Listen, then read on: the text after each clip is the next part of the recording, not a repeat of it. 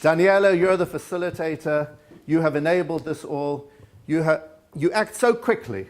Once an idea gets into your head, it's just straight off the starting blocks, and you energize and inspire others, and thank you so much for basically being the person to whom we have to thank for this evening's event.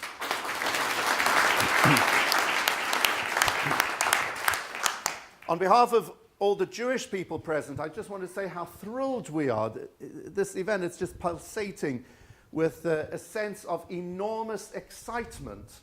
You know, I've had the privilege of welcoming an imam in our synagogue. This was the first occasion on which an imam came to speak in an Orthodox synagogue in the UK. But that's nothing quite like today. You know, it's just quite remarkable in one room at one time, with such a marvelous spirit of unity and togetherness. I think that from today, we're, please God, going to go very, very far. This is not a one-off event. This is the beginning of something which will, please God, enhance Muslim-Jewish relationships and take us all significantly forward. I'm reminded of an occasion when I was in Ireland, when we were visited by two American Jewish congressmen who were very interested in interfaith activities. And they had told me how on the previous day they had been in Munich. And the previous day was a Sunday, and they decided to do the right ecumenic deed, which was on a Sunday, you go to a church. So they visited the prime Lutheran church in Munich. The pastor had prior notice of the fact they were to be coming. They were greeted at the entrance. The two of them were taken right to the front. All the pews were facing forward. They were seated in the second pew from the front. And they didn't understand a single word of German. They didn't know what was going on in the service. And there was one solitary figure, a man in the row in front, so they decided that whatever he would do, they would do. So when he stood up, they stood up. When he sat down, they sat down. And it was going beautifully. Towards the end of the service, he stood up, they stood up, and the entire church burst out in laughter. Some people were laughing uncontrollably. Okay, calm down. It was the end of the service. They came over to the pastor, and he said, I hope you don't mind if I explain to you what happened at that moment. He said, you see, that part of the service was the announcements. He said, and I announced that a baby boy had been born, and I said, will the father please stand?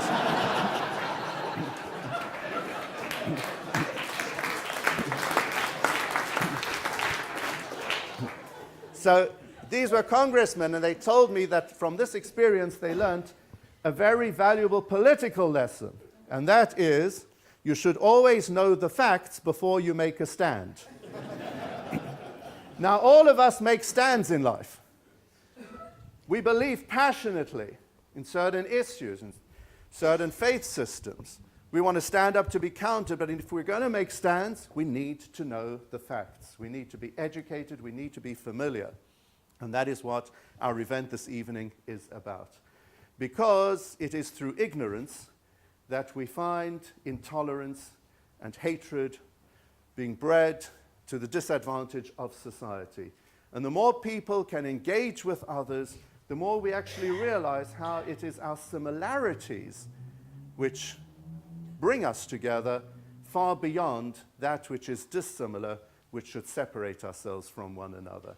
And I genuinely relate to our visitors as my brothers and sisters, and it's really thrilling to welcome you here in our home. What I'm going to be doing now is very briefly to explain to you what you see around you, and then the bulk of the time will be Q&A, and you can then ask me any questions you wish about anything. Okay. So we're here in one of the synagogues in this building. Later on in the evening, we'll be taking you into our main synagogue, which seats 1,300 people. There we'll be standing at the foot of the stairs leading up to the Holy Ark. The Ark will be opened, and our cantor will be singing the traditional melodies which we sing when the Ark is opened, and that will certainly be a highlight of the evening.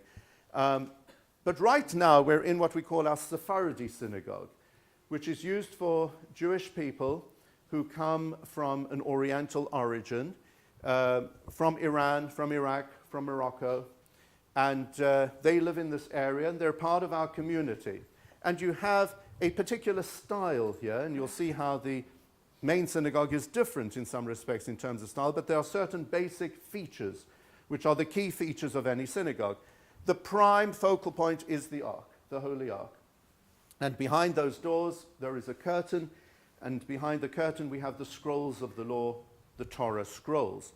And when we face the Ark, we are facing Jerusalem. And as I'm going to be talking about the features of our synagogue and our customs, you're immediately going to be thinking, wow, that's just how we do things. Jerusalem for them is Mecca for us, and so on.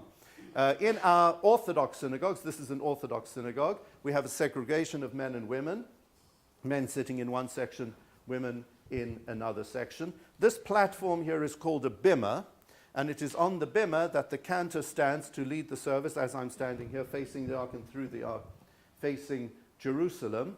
And the congregation joins in with the cantor. He's like the muezzin, he leads the service, and everybody joins in. Sometimes we listen to him, sometimes we join in with him, sometimes we recite the prayers by ourselves. All of our prayers are in Hebrew. This is in the Orthodox synagogue, which I represent.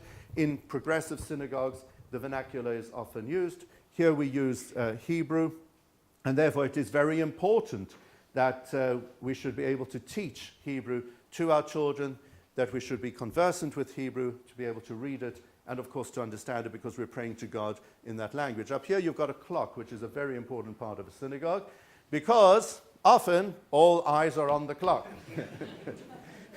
Because we're human. And we're looking forward sometimes to what comes after the service, which we call a kiddush. This is on Saturdays. A kiddush is an elaborate tea, but even that can't explain what a kiddush is. Kiddush has a number of ingredients. We gather together in a hall afterwards. We have something to eat, we have something to drink, but the most important ingredient is the socializing, the opportunity to meet people. And for me as a rabbi, this is my prime opportunity in the week to engage with people, to be there for their questions, and just to inquire how people are doing. Now you will notice in this synagogue, there are no three-dimensional figures. This is very important for us. Like yourselves, we are a monotheistic faith, and therefore it is important that there should be no figure of any type which in any respect could be an image that people might consider to have superhuman powers. And that's why there are no three-dimensional figures. And then this particular synagogue has an Oriental theme, as you will see, different from the European theme, which you will notice in the main synagogue that we'll be going into afterwards. So during the services, for some of the prayers we stand, for some of the prayers we sit. There is a lot of singing. That is because in Jewish tradition, music is the language of the soul, and it is through music that we express ourselves spiritually. And during the service, the rabbi gives a sermon in English to the community, through which he imparts his wisdom to the congregation to try and inspire them. And always our sermons are relevant to issues that are topical, to be able to provide an interpretation of what's happening in the world around us from our Jewish texts and traditions. You will see books here which are very important to us. Learning is the very essence of our faith. Education is right at the heart of synagogue life. And our synagogue has a number of names. The word synagogue is a Greek word, which means house of gathering. And the Hebrew term Beit HaKnesset means the same thing, house of gathering. It's also called a house of prayer, and it's also called a shul. You might have heard that term being used. Shul is the German word for school. And therefore we find in these three terms the three purposes of the synagogue. First of all, it's a house of gathering. It's the focal social point of the community. Secondly, it's a place where people pray. And thirdly, it's a place where people learn. And it's within the synagogue building that we provide learning opportunities for people of all ages.